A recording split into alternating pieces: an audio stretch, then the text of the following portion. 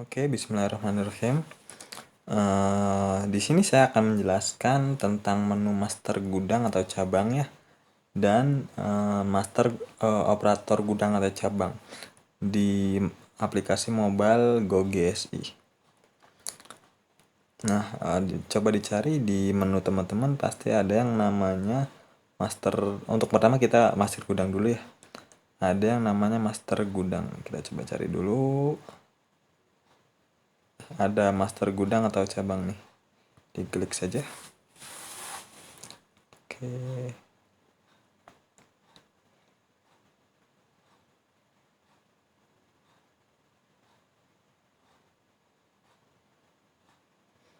Nah, ini ada master gudang atau cabang ya.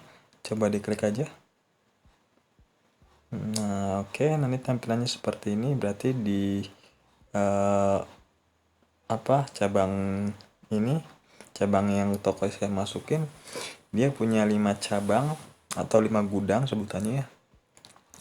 Pertama ada gudang Biasarana, gudang tes, gudang Tasikmalaya, bahan baku, dan gudang produk. Jika ingin menambah gudang lagi bisa tambah di sini. Nah, kita set gudang default. Biasanya gudang default 1 ya. Kita coba tambahin gudang Majalengka gitu. Gudang atau cabang Majalengka. MJK, alamatnya Majalengka. Nomor telepon nggak usah, surat DO ini. Misalkan ini gudangnya gudang DO, maka surat DO bisa disertakan aja. View barang detail, ini untuk kayak expired gitu. Terus hanya barang mutasi, berarti gudangnya ini hanya khusus untuk mutasi barang atau drop barang. Terus hanya barang gudang, berarti gudang tersebut hanya punya barang-barang tertentu saja, enggak. Jadi gudang itu berbeda dengan cabang lain. Misalkan cabang lain punya barang ini, di gudang itu punya barang ini gitu, beda-beda jadinya. Nah, ini kebalikannya dari hanya barang gudang. Kalau semua barangnya dia, berarti dia akan ngikutin semua barang yang ada di gudang pusat atau gudang defaultnya. Either nota ininya nanti nama toko yang akan tampil di notanya. Contoh Majalengka saja nggak apa-apa.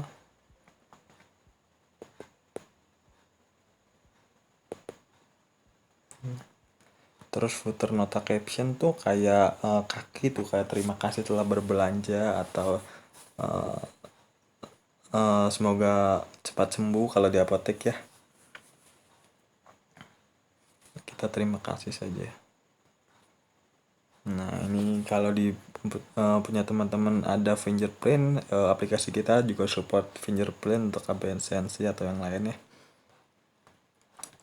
Sesuai gudang jual, berarti ini untuk harganya ya, sesuaikan dengan gudang jualnya. Inner stock untuk stok tersendiri dan toleransi absen masuk. Jikalau gudangnya ini punya absensi, terus boleh ditoleransi masuk keluarnya si karyawan, nanti ini bisa diiyain aja. Untuk sementara yang saya input mungkin ini aja ya, nama cabang, kode cabang, semua barangnya dia, header nota sama footer nota. Kita coba simpan. Sukses. Nah, nanti ada ini ada cabang baru nih, Majalengka nih. Nah, terus di sini kita bisa lihat detailnya. Detail berarti kita nggak bisa ngedit ya nih. Kita hanya bisa lihat saja. Terus coba kembali. Ini cabang Majalengka, terus kita bisa edit juga. Coba contoh kita Majalengka 2 karena ada Majalengka 1 gitu ya. Terus kita simpan berhasil. Nah, jadi Majalengka 2. Terus misalkan teman-teman mau hapus gudangnya gitu, gudangnya udah nggak dipakai nih, nggak bisa hapus di sini. Karena saya nggak mau hapus, jadi saya cancel. Nah, satu lagi nih ada fitur spesial namanya set lokasi. Jadi kita bisa set lokasi si gudangnya itu di mana aja gitu. Contoh kita set lokasi. Oh, sebentar, GPS saya belum aktif, saya aktifkan dulu.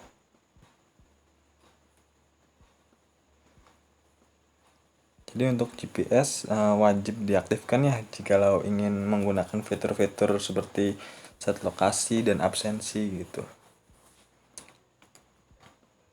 Kita set lokasi, dia bakalan nyari kita ada di mana. Nah kalau udah tinggal set lokasi aja. Nah nanti ada notifikasi sukses, berarti udah selesai di set lokasinya. Nah ini kan berarti udah selesai nih, udah ada koordinatnya. Oke,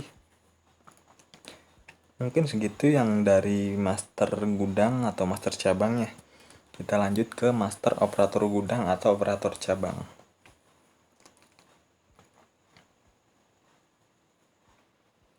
Kita cari dulu menunya, namanya master operator gudang nih.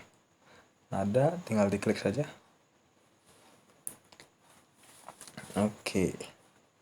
Nah, di sini maksud dari master operator gudang atau cabang ini, jadi kita tuh memberikan akses ke user siapa aja, dan user itu boleh mengelola gudang mana saja, dan misalkan user itu boleh kayak ngedit stok atau masukin penjualan, jadi si user itu dapat gudang itu aja gitu, nggak ganti-ganti gudang. Nah, di sini saya coba di testing. Nah, kebetulan di testing belum ada gudangnya, berarti dia nggak punya akses ke gudang manapun. Contoh saya tambah gudang, terus saya mau masukin ke gudang tadi Majalengka 2. Penyesuaian stok, ini akses buat nyesuaiin stok ya, kayak opname gitu. Berarti dia boleh nyesuaiin, validasi untuk mengunci stok, saya bolehin. Simpan, berhasil, oke. Nah, udah ada. Jadi si operator atau si user testing ini sudah punya gudang, dan dia nanti bisa menggunakan gudangnya misalkan untuk transaksi atau untuk mutasi dari gudang Majalengka ke gudang lainnya gitu ya. Contoh misalkan si operator testing ini nggak cuma satu gudang gitu, mau 2 gudang atau lebih, tinggal tambah lagi. Nah, pilih gudangnya mana, ini nggak apa-apa, tapi di gudang ini nih dia nggak punya akses apa-apa gitu.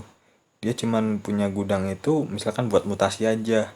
Jadi jika kita simpan, nah dia punya 2 gudang, tapi di gudang Gria Sarana Informatika dia itu nggak bisa ngapa-ngapain, nggak bisa penyesuaian, nggak bisa validasi, paling transaksi bisa mungkin ya. Cuman nggak bisa ngedit stok, nggak bisa ngunci stok. Jadi nanti dia fokusnya ke gudang Majalengka 1. Dan jika ingin dihapus, tinggal hapus. Delete. Berhasil.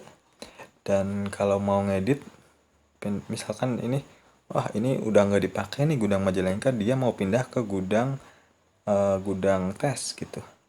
Kita simpan. Berhasil. Berarti si testing ini, operator testing ini yang ini, nah dia itu udah pindah ke gudang tes gitu. Jadi kita nggak perlu nambahin gudang lagi gitu, kita tinggal ngedit aja kalau misalkan dia mau pindah ke gudang lainnya. Oke, mungkin dari gudang operator dan master gudang itu yang bisa saya sampaikan. Nanti kalau kurang jelas bisa menghubungi tim dari Gria Sarana Informatika secara langsung untuk lebih detailnya. Terima kasih.